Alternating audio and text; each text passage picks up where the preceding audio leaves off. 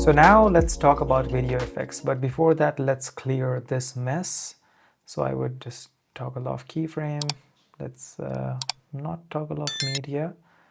I would just go like this. Here we talked about a lot of stuff. Let's just reduce the size of this. We talked about the inspector, we talked about everything related to keyframing. Now let's talk about effects, because there's a huge library of insane amount of effects in DaVinci Resolve. Like I literally use maybe 3 to 4% of from all these effects because I don't really need it. But yeah, if you really need it, just explore through everything. And if you have a studio version, it's just so much, so much. Sometimes it can also be a bit overwhelming, but one of my favorite effects, or let's just go through, I'll give you a brief overview. So if you press effects here, then you have this toolbox. The first few effects are, crossfade, when you're kind of fading between, this is for audio. So if you just crossfade between, the video audio clips. So if we just go here, let's say we have 2 audio clips here, right? And if you want to drag and drop any sort of clips, you can just go in between or here. So it's gonna, so you hear that this cycle tone is already playing now. So that's what it's doing, the crossfade, because it's all kind of crossfading from the previous clip. But I would just do that, reduce it. And next is a lot of effects such as additive dissolve. So all these things you can just place it in between 2 clips. So it's kind of a transition between, you see, it's kind of transition between the 2 clips. So you can try all of this. You can do blur dissolve, just copy and paste here. And it goes like that. You can also do smooth. Smooth cut is really interesting, what I'm gonna show you later.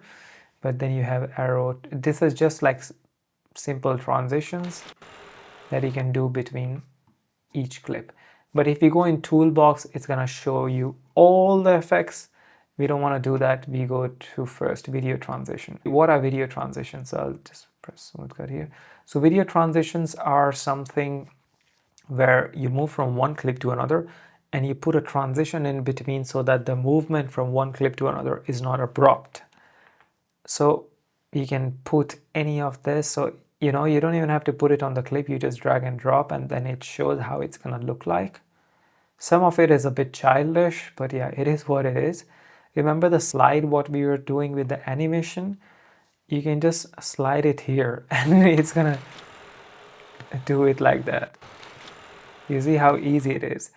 And here you can also change the speed of the slide. So you can sort of delay it a little bit and then it comes really quick here, or you can just reset it at this point. If you want it to already finish, you can already finish it, so it goes quicker here. You see, so that is slide, and then you can do split. You can also do push, so here the footage pushes the other footage.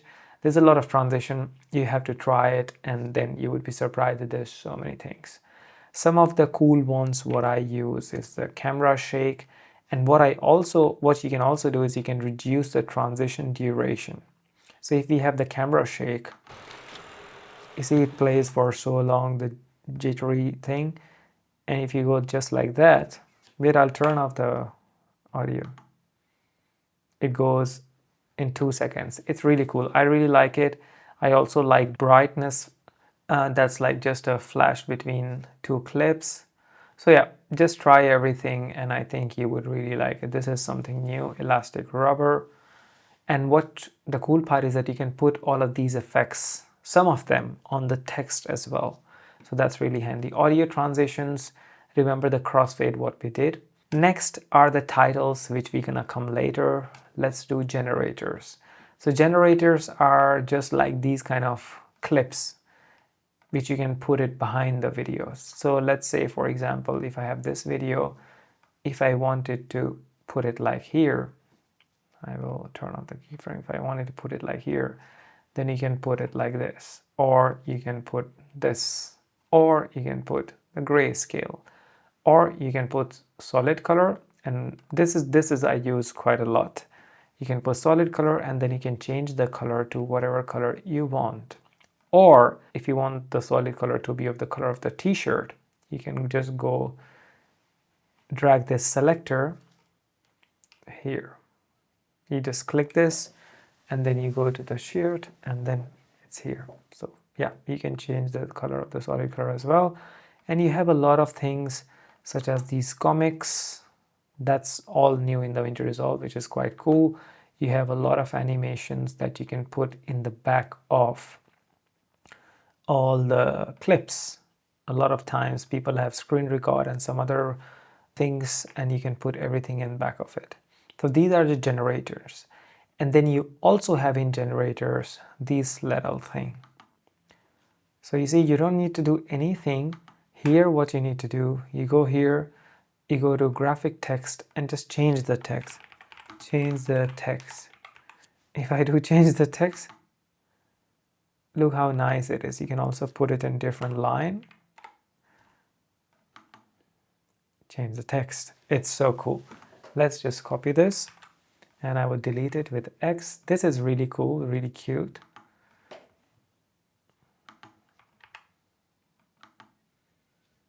So yeah, you can go through all of this. They are super easy to change. Just drag and drop on the timeline and change the text. Super easy. Then we have effects. So effects is something what I use quite often. Let's go to effects here. So effects, you have a lot of overlays, binoculars, CCTV, like a lot of overlays that you can put it on top of your clips. Like earlier we had to buy it, all of these things, you know, back in the day, and now it's all there in DaVinci Resolve. You can just play around there, really cool, I think. The most important one, adjustment clip. What it does is that, let's say I want to put a video setting on top of all of these clips. So if you go to adjustment clip, just keep it here. And whatever setting, I'm just going to reduce the size, and whatever setting I'm going to put on the adjustment clip, that would be applied to everything what is underneath that. For example, if you want to do, you know, this cinematic crop from top to bottom, like so, you know, it looks like a cinema. Let's do 120 from the top and 120 from the bottom. So now on all these clips we have this setting. That's cool. If I wanted to kind of zoom in, you know, on adjustment clip, then all my clips are zoomed in. So that is really handy if you want to do like a specific setting on certain group of clips, not the entire timeline. Then adjustment clips is nice. It's also nice with color grading. Sometimes you want to make some clips softer than the other, or sometimes if it was nighttime, you want to increase the brightness of just that specific just those specific clips in the timeline, then you can do adjustment clips. So that's when it's really, really handy. And other than that, I don't think there's something which is more anything important. Now let's move on to open effects. So here, something what I use is the zoom blur a lot. So let's go on this clip. So remember when we did the zoom? I don't think we have it here. So let's do it again quickly, and then we know. Keyframing takes literally 2 seconds. Oh, that's a bit too long, the transition, the zoom, so I would just bring it here. So you see, it's zooming in from here to here. I would think, I'm just gonna check if the graph is smooth or not. So yeah, so we are starting here and then we go like that. So what are we gonna do? We're gonna be here in the middle, and then we go to effects. We're gonna copy the zoom blur to this clip. So now what happens is the zoom blur, you can see that the footage is blurry.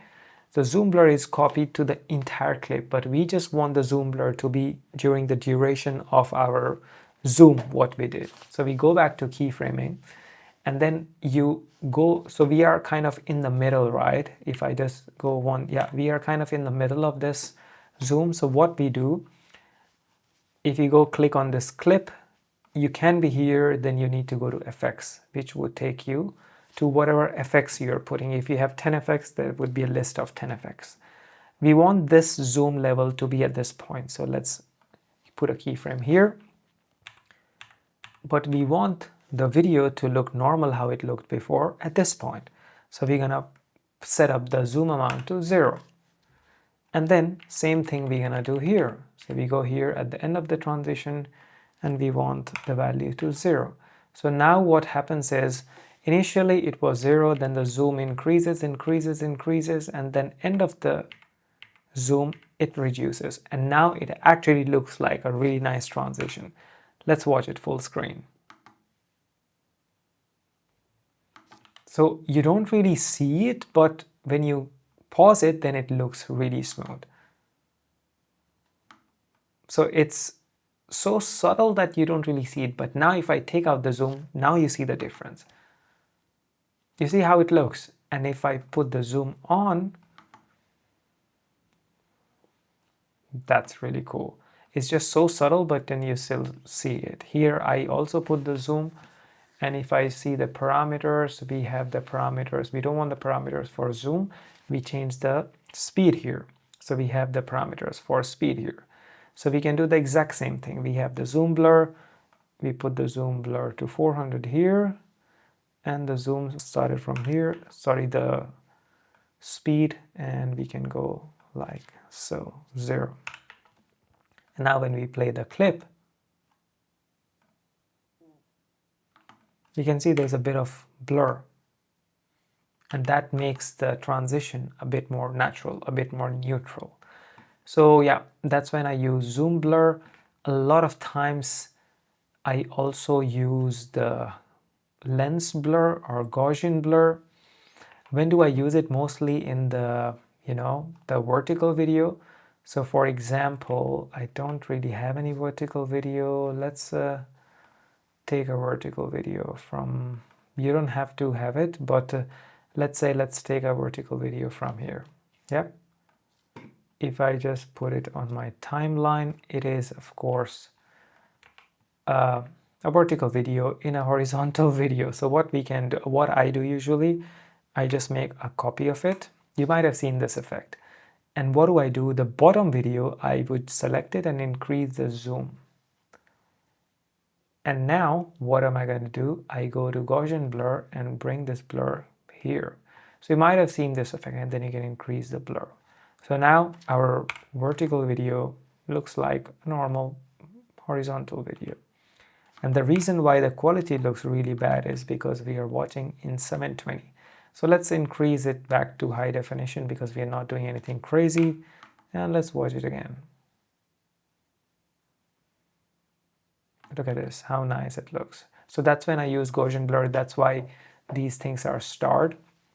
So which means that that's the favorite. So if you scroll through it, you already know which one is your favorite, so you know where to find them. Radial blur, I don't really use it. Like you can just try all of these and then see how, like, if you find them nice. Because there are a ton of effects here in filters. You can just go through everything if you have free time, and just select and make them favorite. A lot of things you can also do in the color grading page, in the Fairlight page, in the Fusion page. So I don't really, that's why I'm not really showing it, because I have to show you that later anyways. Audio effects, I have to show these in the Fairlight effects. So I'm just checking what is important here as well. So if you go to favorites here, then you have all the transitions and all the things that I chose as favorite. And there's a really cool effect called smooth cut in DaVinci. What it does is that, let's go to media pool and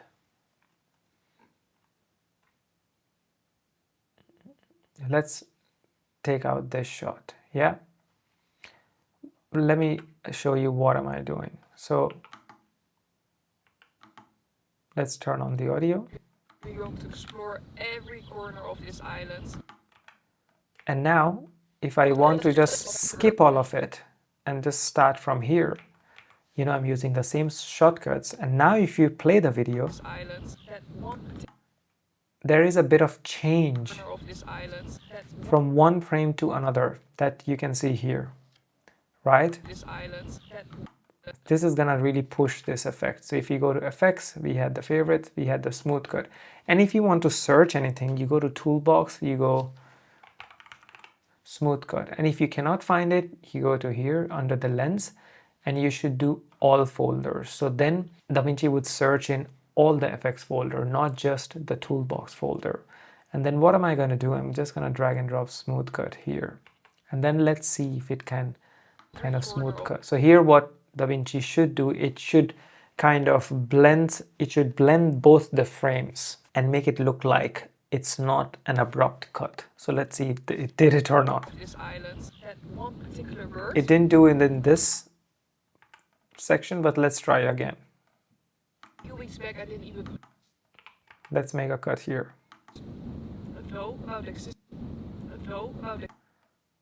Let's make a cut where it's not really like it's not really obvious that there's a cut.